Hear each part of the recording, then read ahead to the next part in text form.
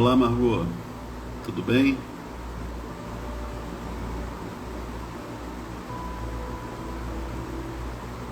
Aguardando só mais alguns segundos, que as pessoas estão sendo notificadas agora que a live começou.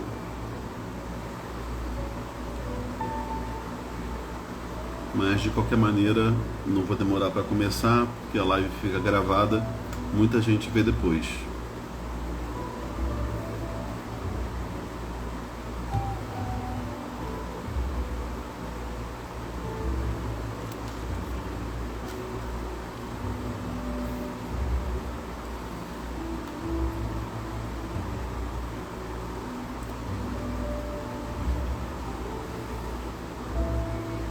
Bem, vamos começar. Números 23. Balaão disse a Balaque: construa para mim aqui 7 altares, e prepare-me 7 novilhos e 7 carneiros. Balaque fez o que Balaão pediu, e os dois ofereceram um novilho e um carneiro em cada altar. Balaão disse a Balaque: fique aqui junto ao seu holocausto, enquanto eu me retiro. Talvez o Senhor venha ao meu encontro. Eu contarei a você o que ele me revelar. Então foi para uma colina descampada. Deus o encontrou e Balaão disse: preparei 7 altares, e em cada altar ofereci um novilho e um carneiro. O Senhor pôs uma mensagem na boca de Balaão e disse: volte a Balaque e transmita-lhe essa mensagem. Ele voltou a Balaque e o encontrou ao lado do seu holocausto, e com ele todos os oficiais de Moabe. Então Balaão pronunciou este oráculo: Balaque trouxe-me de Arã. O rei de Moabe buscou-me nas montanhas do Oriente. Venha, disse ele, amaldiçoe Jacó para mim. Venha, condene Israel. Como posso amaldiçoar quem Deus não amaldiçoou? Como posso condenar quem o Senhor não quis condenar? Dos cumes rochosos eu os vejo, dos montes eu os avisto. Vejo um povo que vive separado e não se considera qualquer nação. Quem pode contar o pó de Jacó, ou o número da 4ª parte de Israel? Morra eu a morte dos justos, e seja o meu fim como o deles. Então Balaque disse a Balaão: que foi que você me fez? Eu o chamei para amaldiçoar os meus inimigos, mas você não fez nada senão abençoá-los. Ele respondeu: será que não devo dizer o que o Senhor põe na minha boca? Balaque lhe disse: venha comigo a outro lugar de onde você poderá vê-los. Você verá só uma parte, mas não todos eles. Dali amaldiçoe este povo para mim. Então ele o levou para o campo de Zofim, no topo do Pisga, e ali construiu 7 altares e ofereceu um novilho e um carneiro em cada altar.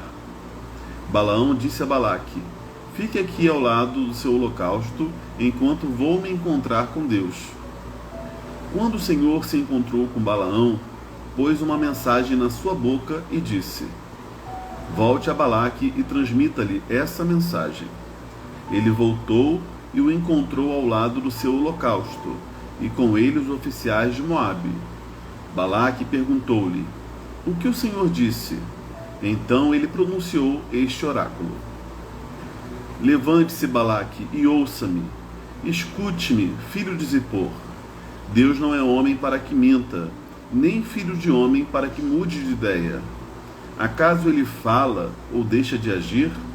Acaso promete e deixa de cumprir? Recebi uma ordem para abençoar. Ele abençoou e não o posso mudar. Nenhuma desgraça se vê em Jacó, nenhum sofrimento em Israel. O Senhor, o seu Deus, está com eles. O brado de aclamação do rei está no meio deles. Deus os está trazendo do Egito. Eles têm a força do boi selvagem. Não há magia que possa contra Jacó, nem encantamento contra Israel. Agora se dirá de Jacó e de Israel: vejam o que Deus tem feito. O povo se levanta como leoa, levanta-se como leão, que não se deita até que devore a sua presa, e beba o sangue das suas vítimas. Balaque disse então a Balaão: se não é para amaldiçoá-los, então que também não os abençoe. Balaão respondeu: não disse a você que devo fazer tudo o que o Senhor disser? Balaque disse a Balaão: venha, deixe-me levá-lo a outro lugar. Talvez Deus se agrade que dali você os amaldiçoe para mim. Balaque levou Balaão para o topo do Peor, de onde se via o deserto de Gesimon. Balaão disse a Balaque: edifique-me aqui 7 altares, e prepare-me 7 novilhos e 7 carneiros. Balaque fez o que Balaão disse e ofereceu um novilho e um carneiro em cada altar. Só até aí, pessoal. Boa noite, Érica. Então vamos comentar aqui esse texto de Números 23, que dá continuidade ao que a gente tem estudado esses dias. E, enfim, a gente, só para contextualizar, a gente sabe que os israelitas, o povo de Israel, estava peregrino no deserto, rumo à terra que Deus havia prometido. E Deus levanta Moisés, né, um hebreu que era príncipe do Egito, e tira eles das garras de Faraó e leva eles por uma peregrinação no deserto. E em meio a essa peregrinação, muitos fraquejam na fé, desanimam, fabricam deuses, desonram a Deus, desagradam a Deus, e por isso o trajeto no deserto, que era para ser muito mais rápido, vai atrasar aí por volta aí de 37, 38 anos, né, do que deveria ser. E eles estão aqui no finalzinho dessa jornada, quase chegando na terra prometida. A primeira geração já está morrendo, apenas os filhos daqueles que saíram do Egito provavelmente vão possuir a terra, né? E por conta da desobediência do povo, Deus diz que apenas estes vão possuir a terra, com exceção de Josué e Calebe, como a gente verá mais para frente. Porém, a gente vê aqui que o povo, ele tem uma campanha bem sucedida, ele vai passando por algumas regiões e ele vai lutando contra nações que estavam nessas regiões, e das últimas 3 que a gente viu aqui, eles não iniciaram nenhuma batalha, eles não queriam tomar aquelas terras, porém, como foram atacados, eles acabaram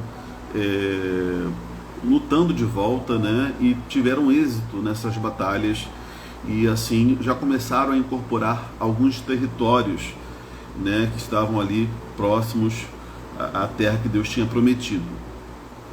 E eles chegam na planície da região de Moabe. E quando eles chegam nessa planície da região de Moabe, o rei de Moabe, Balaque, ele fica muito atemorizado. Primeiro pelo número de pessoas, que é um número absurdo de pessoas, né? Provavelmente mais de 1 milhão, 2 milhões de pessoas.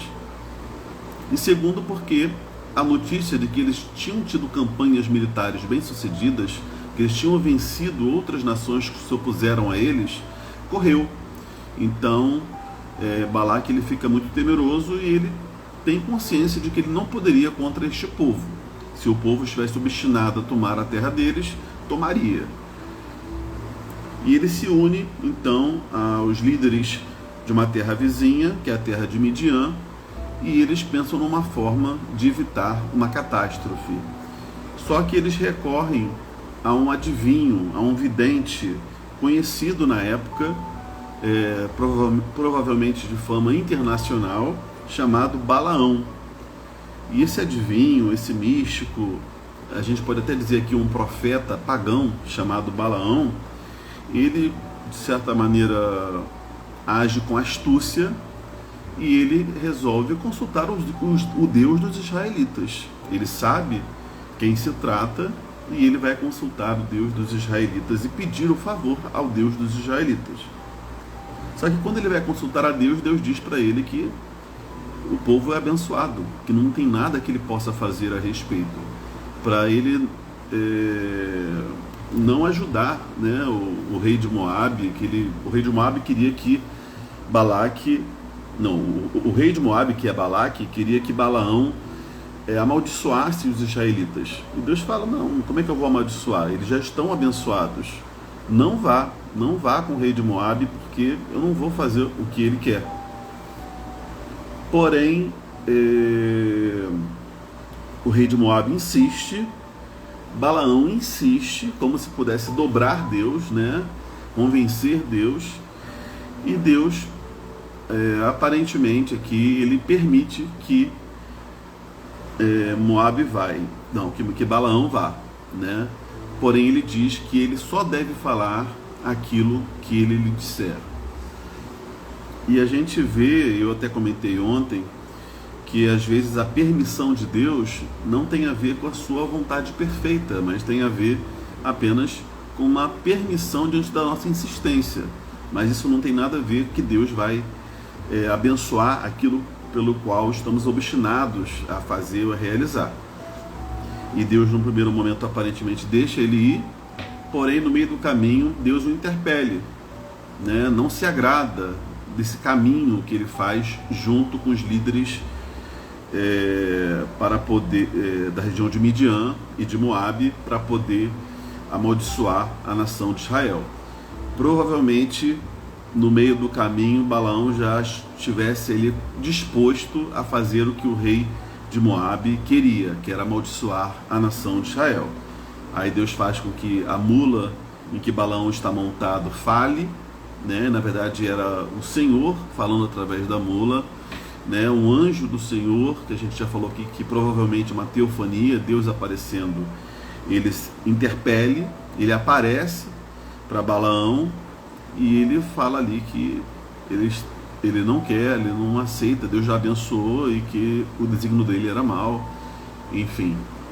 E Balaão fala, você quer que eu volte? Eu volto. Aí ele falou, não, pode ir, mas você só pode falar o que eu mandar.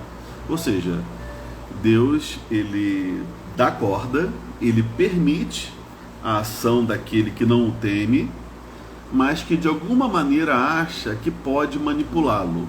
Porém, Deus coloca rédeas curtas no seu cachorro, digamos assim. E Deus fala, não, você vai até aqui. E Deus usa o improvável, Deus usa até um profeta pagão, né, para poder comunicar os seus oráculos, a sua vontade, a um rei ímpio, que era o rei de Moabe. E a gente vai ler, a gente acabou de ler aqui os oráculos, os dois primeiros oráculos, ou seja, as duas primeiras respostas de Deus através de Balaão.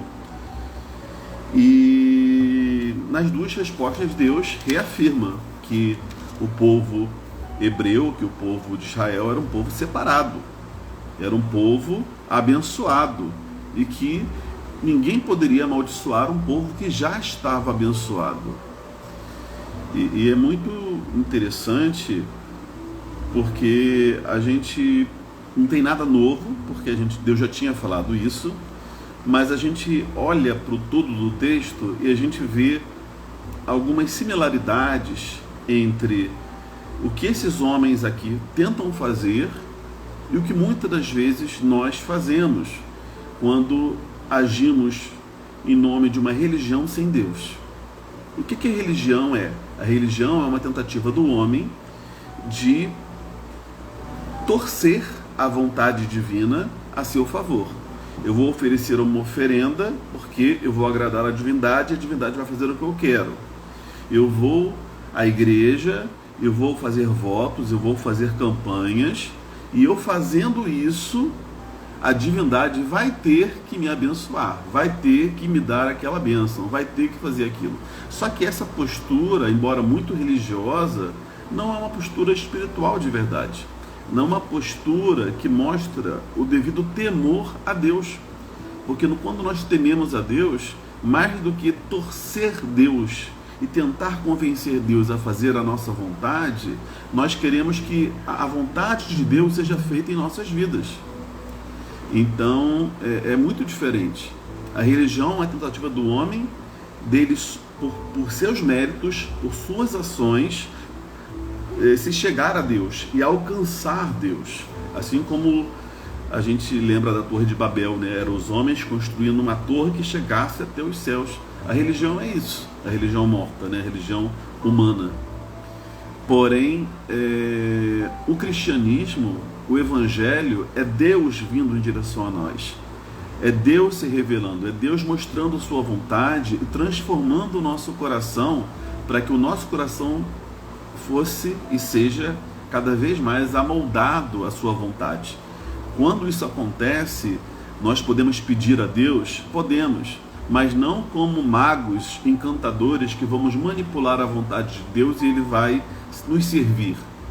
Mas a gente pode pedir como filhos pedem para um pai. A gente pode pedir a partir de um relacionamento e a partir de alguém que está embaixo e olha para alguém que tem autoridade, está em cima, e a gente fala: Senhor, se Tu quiseres, faça isso por mim. Se o Senhor quiser, age a meu favor, faz isso que eu estou te pedindo, mas não tratando Deus como devedor e nós agindo como se fôssemos credores. Jamais, porque não somos. Deus é nosso credor e nós somos devedores, eternos devedores, né? Ainda que Jesus tenha pagado o preço em nosso lugar, há no nosso coração uma dívida de gratidão. Vamos ser para sempre gratos a Deus pelo que Ele fez por nós, né? E não é por mérito, é por pura graça. Então a gente precisa mudar o nosso coração.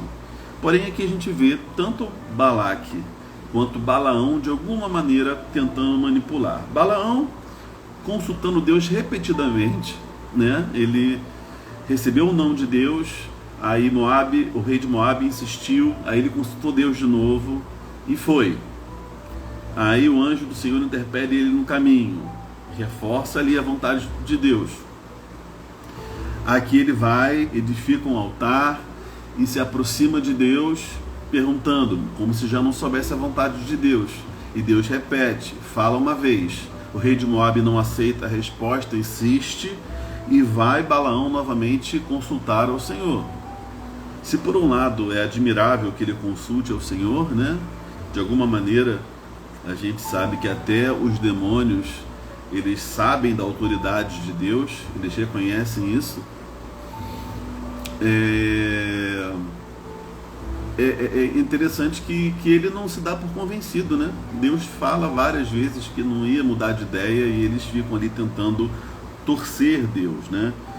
E há algumas frustrações aqui, né? Uma delas é que uma maneira de manipular Deus é que Balaão constrói 7 altares, né, e separa ali vários animais para poder sacrificar diante desses altares. Havia todo o misticismo, né, nos povos antigos acerca do número 7, e biblicamente é um número que aparece muitas vezes e tem realmente um significado ali. Ele remete à divindade. Então ele vai construir altares, ele sabe que Deus se agradava de holocaustos naquela época, então ele sacrifica para poder, quem sabe, agradar a Deus e mover o coração de Deus. Mas ele está muito mais ligado à superstição do rito, do ritual, do número, do que propriamente com o coração correto diante de Deus. Porque Deus usava esses símbolos para ensinar princípios para o seu povo, mas era para o seu povo, o povo que já era separado por Ele e a quem Deus se revelava de uma maneira direta e fantástica. Agora, quando a gente tenta reproduzir experiências e mover Deus como se pudesse manipulá-lo, a gente não entendeu nada, né? Então, esse que é o problema. E como eu falei, as tentativas deles de repetirem, de insistirem com Deus, para que Deus fizesse as coisas do jeito deles, né? Balaque, a cada negativa de oráculo aqui, pelo menos nesses 2 primeiros oráculos, a gente vê que ele muda de lugar, né? Na verdade 3, né? Porque a gente não leu o 3º oráculo, que está no próximo capítulo, mas a gente vê aqui 3 mudanças de lugar. Ele vai para um lugar, aí Deus nega, vai para outro lugar, Deus nega, ele vai agora para um 3º lugar, né? Nessa confiança de que realmente alguma coisa deve estar errada. Poxa, eu fiz algo de errado. De repente, se eu for para a igreja mais uma vez, se de repente orar com mais fé, a coisa vai ser diferente, né? Quantos de nós às vezes caímos nessa cilada de transformar a espiritualidade em mera religião, né? E tentar torcer Deus para que Ele faça a nossa vontade, não que nós sejamos transformados para fazer a vontade dEle. Então é isso. Uma lição que eu tiro para a gente, nessa primeira parte aqui dos comentários, é que nós não podemos dobrar Deus por nossas fórmulas religiosas, por nossos jejuns, por nossas campanhas, por nossa fidelidade, por nossas renúncias, né, de estar caminhando com Deus. Mas Senhor, eu faço isso, eu faço aquilo, Senhor, eu deixo de fazer aquilo, eu deixo de fazer aquilo. O Senhor é obrigado a me abençoar, o Senhor é obrigado a fazer isso e aquilo por mim. Eu não posso passar pelo que eu estou passando porque eu estou indo na igreja, porque eu te sirvo. Mas onde é que Deus prometeu que a gente não passaria por lutas, por tribulações, que a gente não seria perseguido, que a gente não sofreria as dores do mundo? Onde que Deus prometeu que não? Né? Não é sobre isso, né? Então, o problema é esse, né? Se Balaque, ao invés de tentar torcer Deus e mover Deus, ele se humilhasse diante de Deus e falasse: eu reconheço que o Senhor é o único Deus que existe e eu clamo por misericórdia, que o Senhor não permita que nós sejamos dizimados. Tem misericórdia do nosso povo, nós queremos nos consagrar a Ti. Se Balaque tivesse esse tipo de postura, quem sabe Deus não teria movido com misericórdia e poupado, né? Só que embora no livro de Números não mostre, né, a vitória de Israel sobre os Moabitas, mas mais para frente isso vai acontecer. Mas por quê?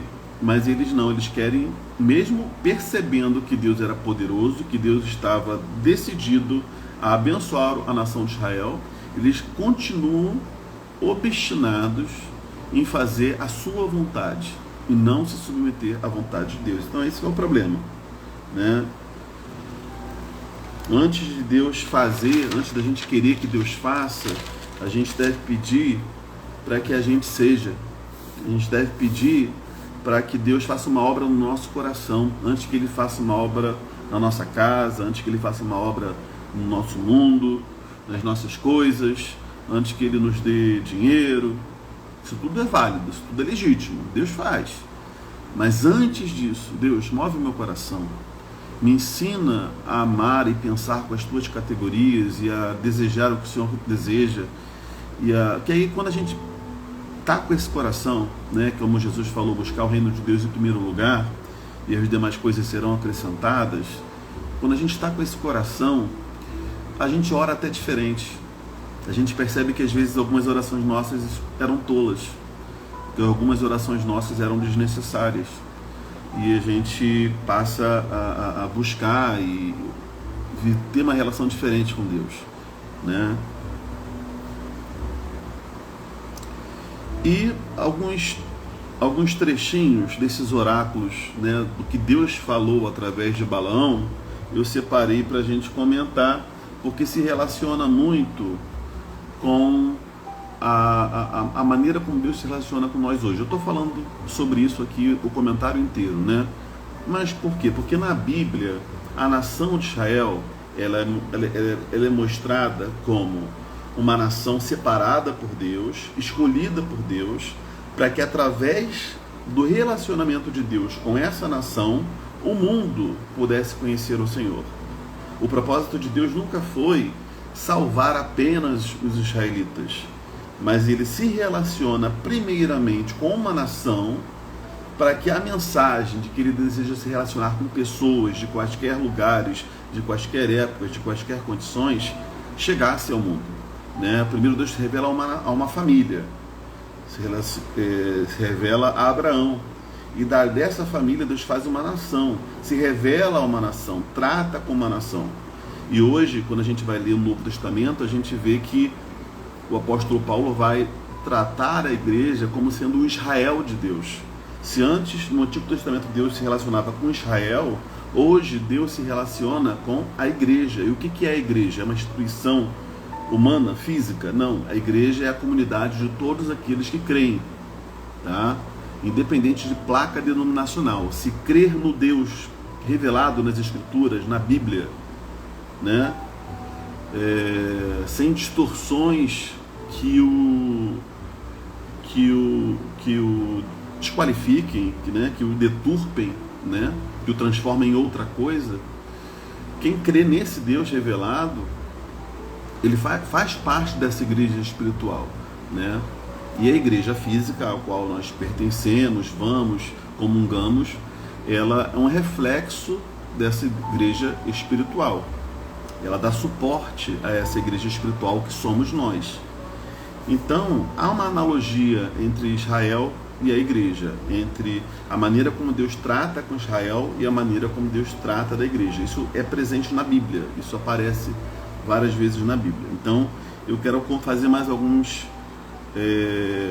analogias aqui para a gente pensar rapidinho, para a gente finalizar.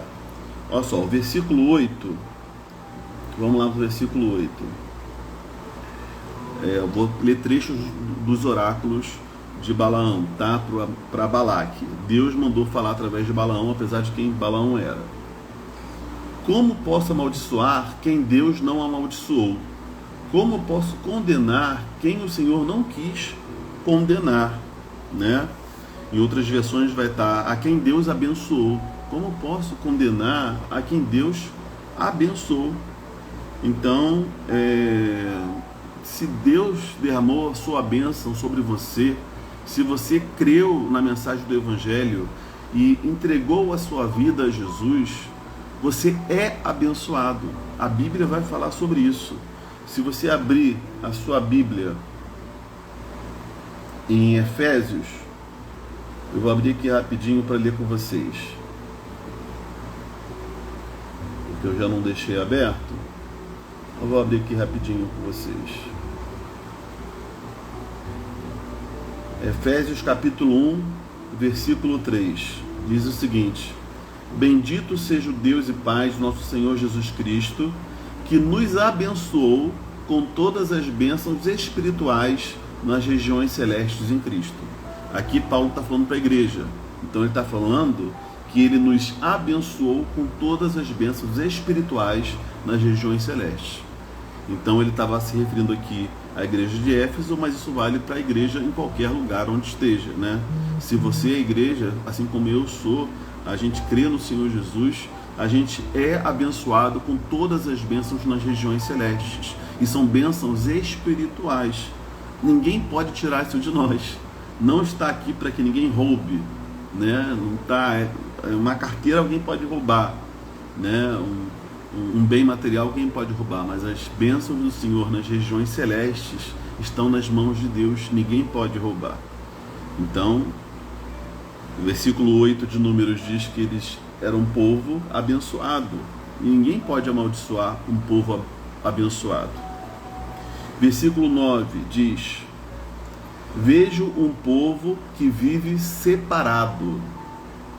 Um povo que vive separado. A gente vai ler em Efésios 1,4, versículo seguinte do que a gente leu. Porque Deus nos escolheu nele antes da criação do mundo, para sermos santos e sem culpa diante dele. Então, quando Deus nos escolheu nele antes da fundação do mundo, e aqui diz que tem um propósito para Deus ter nos escolhido, para sermos santos. Santo quer dizer o quê? Separado. Separado para um fim, né? Você tem uma Bíblia sagrada.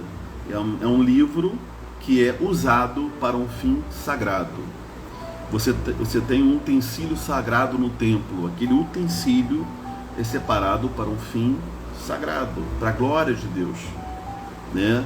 E Deus nos chama a tornar, a sacralizar todas as coisas da nossa vida, a não ficar distinguindo o sagrado e o profano, mas tudo que é bom, tudo que é legítimo, tudo que Deus criou, deve ser vivido de forma sagrada, ou seja, para a glória de Deus. E nós mesmos fomos chamados, escolhidos por Deus antes da fundação do mundo para sermos santos, separados, né? E aqui diz em Números que ele via um povo que vive separado, um povo que foi escolhido por Deus.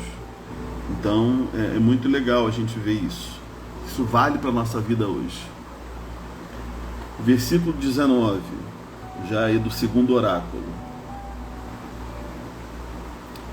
Deus não é homem para que minta, nem filho do homem para que mude de ideia, né? Algumas passagens vão dizer para que se arrependa. O que ele está dizendo aqui? É porque estava havendo muita insistência, né? Para torcer a vontade de Deus, fazer aquilo que os homens queriam, e Deus já tinha decretado o que ele queria, o que ele tinha em mente. Então, olha, Deus já falou, ele não mentiu. Não adianta você tentar de novo, né, tirar a prova dos 9, vou confirmar isso 500 vezes aqui. Deus já falou, já está certo. Deus não mente. E a gente saber que Deus não mente, que Deus é confiável, que a palavra dele é eterna, isso nos dá segurança, isso nos dá conforto, porque a gente sabe que aquele que nos chamou, aquele que nos prometeu, aquele que nos resgatou das trevas, ele vai cumprir o seu propósito em nossas vidas até o fim.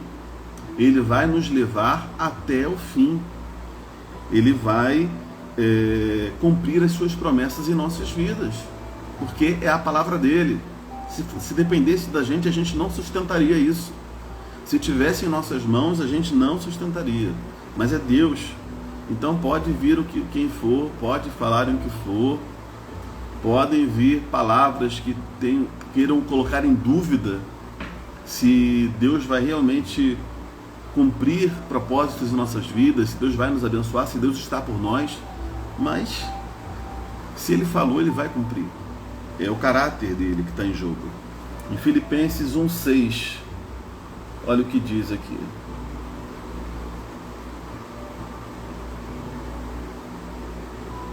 Filipenses 1,6 diz o seguinte: eu estou fazendo paralelo do Antigo Testamento, do nosso texto de Números, com o Novo Testamento, para vocês verem que as mesmas promessas que Deus estava fazendo aqui a Israel valem para nós também nesse caso, tá? Não são todas literalmente, porque tem algumas que são muito específicas daquela época, né? Principalmente quando a gente está falando de bênçãos materiais, que era algo muito apropriado para aquela nação de Israel. Mas quando a gente está falando de bênçãos espirituais, do caráter de Deus, da promessa de Deus, né, da palavra de Deus, isso não muda, porque diz respeito ao caráter dele. Olha só, Filipenses 1,6 diz: estou convencido de que aquele que começou a boa obra em vocês há de completá-la até o dia de Cristo Jesus. É até aquela música, né, que diz: aquele que começou a boa obra em minha vida é fiel, ele é fiel, não descansará, não desistirá, enquanto não houver terminado. Então é isso.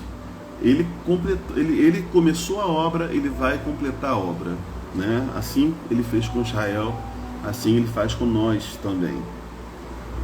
E a terra para a qual caminhamos, que é a Jerusalém celestial, que é a Canaã celestial, é uma terra muito melhor do que a física aqui. Israel estava sendo conduzida por uma Canaã física. Sim, era promessa de Deus, tinha propósitos de Deus ali, mas muito melhor nós que aguardamos por uma Canaã celestial e temos promessas diversas em Deus que dinheiro nenhum pode comprar, né? Então é isso. Versículo 23a, lá de Números, voltei para Números 23, primeira parte. Não há magia que possa contra Jacó, nem encantamento contra Israel. Essa é outra música antiga, né? Quem lembra dessa música aqui? Sobre tua vida, ó Israel, não vale encantamento. Sobre tua vida, ó Israel, está a bênção do Senhor. Né? Obrigado, Patrícia. E essa música tem uma hora que ela muda, né? Porque em vez de falar Israel, a gente fala meu irmão, né? Sobre tua vida, ó meu irmão, não vale encantamento. Sobre tua vida, ó meu irmão, está a bênção do Senhor. Eu acho que o Kleber Lucas, ele canta essa música sim. Eu acho que ele canta. Mas essa música, eu acho que ela é anterior ao Kleber, que o Kleber eu acho que fazia parte da comunidade de Goiânia. Essa música, se eu não me engano, é deles. Depois vocês podem pesquisar aí. Me empolguei, Érica, me empolguei. Então, assim, não há encantamento, não há magia, não há feitiçaria, não há trabalho feito no riacho, feito na praia, feito na esquina, que vai pegar em crente, gente. Essa coisa de crente ter medo de trabalho, de macumba, seja o que for, né? Tem que ter cuidado com o que eu falo aqui nessa live, porque senão o Instagram vai derrubar.